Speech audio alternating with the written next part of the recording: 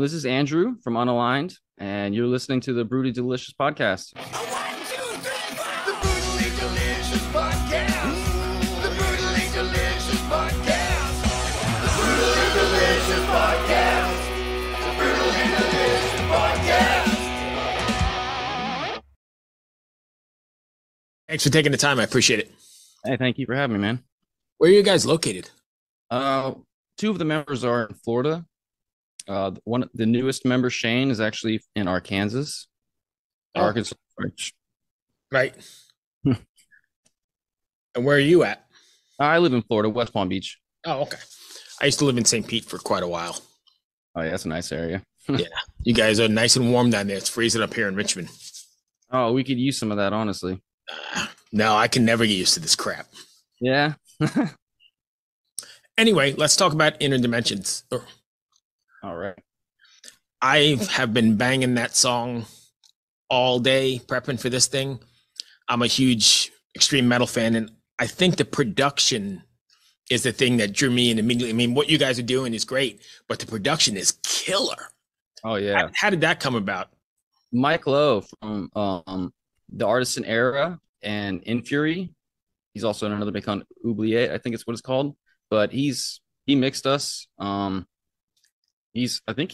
pretty sure that he's actually working with Dave Otero, which is a pretty big mixer. So he's like his protege, as far as I know. So we were recommended him actually through the drummer when we hired Jack for the album. He told us that, he trusted Mike with mixing, so we gave it a shot. Damn, it's big, it's powerful. That's a great single. Oh yeah, thanks, man. What's been the response to it so far? Honestly, it's been pretty good so far. For a band that just came out of nowhere. We didn't have anything previously before any of this. The reception to it all has just been really great. Honestly, I wasn't expecting it to go half as far as it's really going. Yeah, that's good. So with you guys being so far apart, how did you write the record? Did you take advantage of emailing things back and forth, or were you able to get in the room the other way around? The most of the music was written by the guitar player Taylor. He wrote it all in his room. And actually, he wrote it in his room, and I think he recorded it at his buddy's house. But it was he just recorded guitar tracks, sent it to me. I just started writing lyrics to it, and then once we got far enough to think we had enough material for the album, we sent it to we contacted Jack and hired him, and he delivered 6 drums. And after I heard the drums, that's when I laid my vocals on it. But the writing process, pretty much, Taylor's a machine. He's a riff lord. Yeah, I like I said, that's been I've been doing interviews all day and doing the prep for him. This is the heaviest and the best produced I've heard all day. So pretty amazing. Yeah.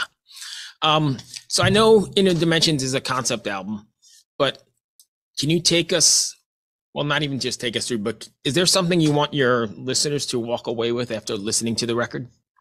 Like a takeaway? For me, whenever, I tried to write it, obviously, as, vague and interpretive as possible. I want the listener to kind of interpret how they see it and, kind of make what they feel out of it.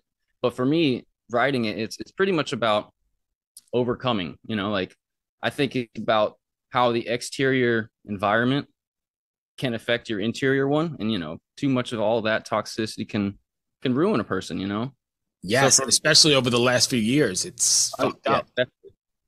So it was, for me, it was about overcoming, There was a lot of obstacles for myself kind of to dig into the atmosphere of it, because I don't know how to explain it really, but I wanted it to be interpretive, I guess, for each listener. I wanted each person to find their own meaning out of it, Right. So with that sort of thing, then you don't feel any sort of responsibility with your platform putting, your ideas out there, or do you? What do you mean exactly? Like, do you feel like you have to gear the listener towards a certain thing, or are you pointing towards a certain thing, or is it? I guess you could say I'm gearing it towards yourself. You know, like the listener, I want the person to go into their own mind and see things, you know, for who they are. And I think that I think it works because that's the whole gist of metal anyway, right? It's the individuality. I mean, it's still a community, but the individuality and do what you want and think for yourself and question. Exactly. That's pretty much the exact takeaway from that right there. Well, good. I mean, that's pretty much the ethos of the whole metal community anyway, right? I mean, that's what it means to be a metalhead. Yeah, exactly. So, with that being said, though, like when you're writing songs, are you guys writing them for how they're going to come across in front of a live audience? Or are you writing a song for the song's sake, then adapting it? Kind of it's mainly about live for us because Taylor always writes all his riffs in a live format. You know, like anything, he doesn't write anything that he can't translate live. And me, I can do, you know, me and him have experience working together in previous music, so it was a very natural combination, me and him together. So yeah, we definitely wrote it with the intentions to take it live, though, that's for sure. So it's pretty technical. Do you ever come across a situation where it's too difficult to take it live? There's too much shit going on when you recorded it, or no? I think most of that's probably going to fall on the drummer, honestly. The drums are really extreme. Guitars, Taylor can nail it. I know I can nail my parts too. It's the drummer, you know, the drums are really the hardest part, I feel like, is as far as taking live. Gotcha. So are you planning on taking this out on the road then? Oh yeah, that's definitely the goal. Right now, we're just trying to secure a lineup. Gotcha. We got almost all of it done, but okay. So then along the same lines, and are you going to be releasing a single every 6 weeks, like the new music business model, or? Right now, since the album, we actually have the whole album already out. Right. It came out in April, right? Yeah. So are you doing that single thing like every certain amount of weeks to keep it relevant, or? Right now we're working actually with a PR company, so that we're going to be launching maybe something like what you're saying soon, like next beginning of next year, we're going to launch another video. So we're going to try to push out some more content, pretty much. Right. Because I guess music business has changed so much. That's the name of the game, right? You have to have new content constantly because everybody's got the attention span of a fly. Yeah, exactly. It's rough. Go ahead. And it's pricey too. And very pricey. Yeah, I mean, it's definitely different than, you know, the old days when you were trying to get when people bought the full record and you could actually make a decent amount of money rather than like a 17-cent Spotify stream. Exactly. Yeah, it's the business model of everything has changed so much. I kind of wish it was like how it was before, honestly, but well, yeah, you know, we talk about a lot on the show that those old days were great because you bought the whole record, like actual tangible thing, and then, you know, you spent your paper route money on Tuesday at the record store, and then you brought the whole thing home and sat in front of it and read the lyrics and had even the smell of the vinyl was a thing, right? There's nothing better, in my opinion, than having it in your hand and reading the lyrics, you know, like write artwork and everything. That's the best part. Right. Who they thanked, and I mean, all that shit. Yep. It's all the information that's in it, you know, like it's all part of the feeling, you know, when you discover a new band and you feel like you're discovering the band too, you know. I know as a band you have to straddle that fine line because of the way people consume music now, but as an old school fan, that's the you know, that's my heart. That's the way I like to look at things. Oh, same here. The internet it takes away from all that. I feel like you know, unless you're doing it through the content format like you're talking about, like it's a tough business these days. What is up, delicious faithful? Bruce Moore here to tell you about the Nothing Pacific Non-Specific podcast. Ibrahim is a beginning stand-up comedian, and Marty teaches concealed carry and basic handgun safety in northern New Mexico. During the day, they work together as trashmen, and it was while they were out being garbage people that Marty thought a podcast was a good idea. Every week they get together and discuss nothing specifically about anything worth anyone's time. They also don't really know what they're doing and ask you to listen to them talk about living and working in the war-torn hellscape Española, watching meth heads do karate in front of the bank, and how they can get rich quick.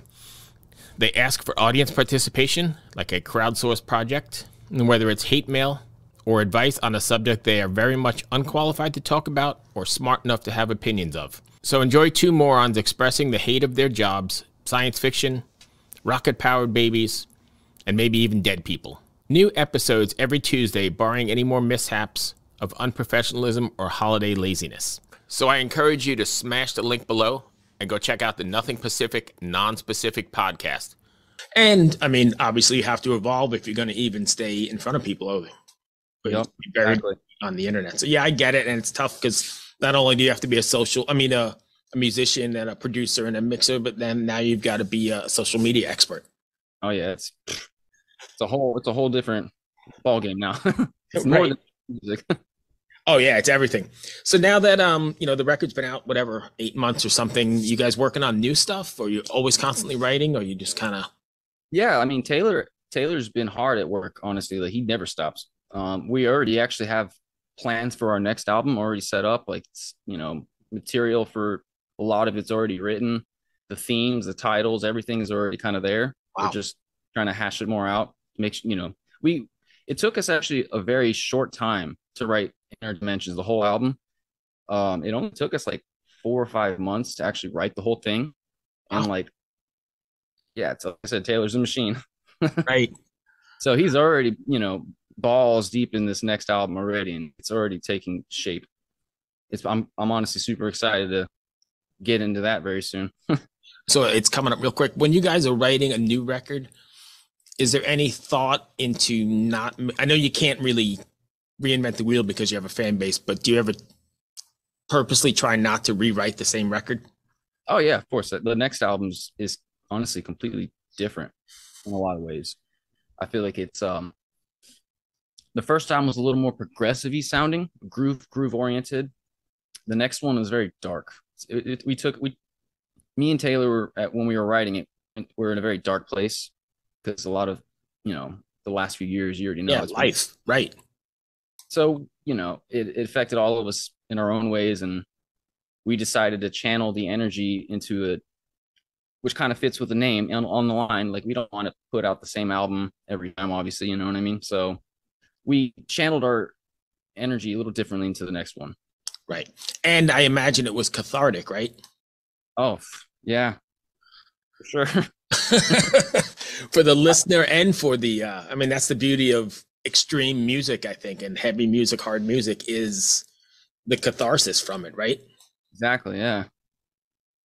As a musician and, the listener, it's, I dare say, the same.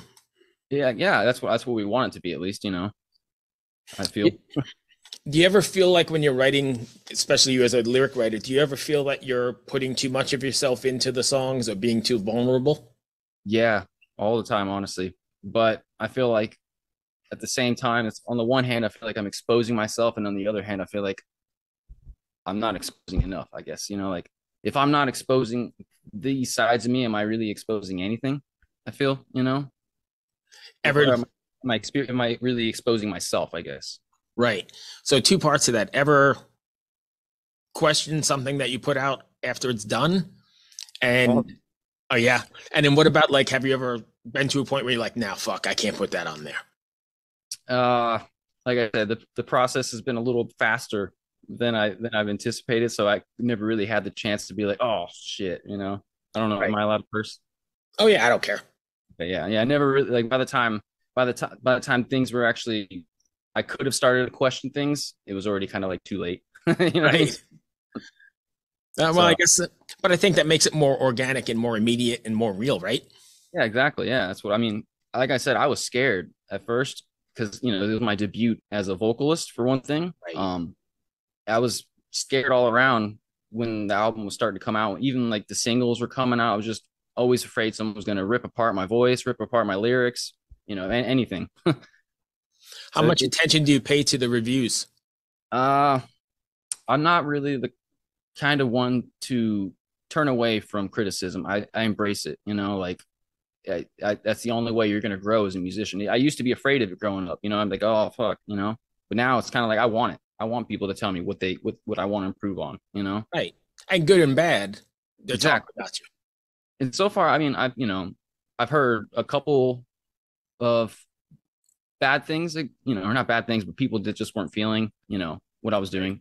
And on the other end, I've heard mostly people that have enjoyed it. So, Right. I think the people who connect with it are the ones most likely to reach out. The other ones are just keyboard warriors. Yeah, exactly. Precisely. So, with all that being said, then, how does it feel when something especially from the lyrical point of view, when something you've written connects with a fan? It's like a magic, in my opinion, like no better feeling than me feeling like what I'm saying is not is not hitting people the right way. You know what I mean? Like I want people to feel that kind of way. So that's the beauty of me exposing a lot of myself to it, because people actually resonate with it. Right. And it really just, to me, paints a picture that people feel the same way as me, I guess. I'm not alone. Right. And going back to the whole metal community, I think that's the whole community, right? No one's ever alone. There's this weird unspoken Connection. Metal connection, if that makes any sense. It's different from any other genre, right? I agree. Yeah, that's why I'm in it. Yeah, but you could, like, from whatever location you're in Florida, you could move over to Germany, and you've got some in common with people, and you kind of just bond like your family. That's the thing about metal. It's universal, in my opinion. Like every country has, even the ones that try to fight against it. Yeah, you're right. So, other than that, where can fans find you? If people are looking for you. Honestly, I think we're everywhere at this point. Like as far as services go, streaming services. There's so many of them now, I can't keep track. So I know, and uploading the distribution is like where they have an endless list now, and it just keeps growing. Yeah. Of new services, and each one is for a different country. It's like obviously in America, Spotify and iTunes are the right, are the main ones here, and other ones are like Deezer or something like that, or I don't know. There's like ones I've never even heard of, and I'm constantly hearing new ones too. Right. You got to be a total social media expert, as well as a musician and a writer and a producer and all the other junk. Marketing, yeah. Yep. So before we go, I have a quick little game, if you don't mind. They make for great shorts. So in a second here, I'm going to show you a picture, and I need you to tell me what's happening in the picture and what's going to happen next. Okay. It could be as simple as 2 sentences if you want. Let me just pull it up, and you should see it now. Looks like a guy's eating some Doritos. He's going Super Saiyan. And eating his hair. Nice. It's funny you said Doritos. I've been using every time we record, we have a theme going on. So today it's this picture, but we use the same picture through all dozen interviews that we do through the day. And you're the second person who said Doritos, and somebody else said Cheetos. I don't see that at all. I'm looking at flames. It's a little pixelated on my end, but what do you think is in his book? What's in his book?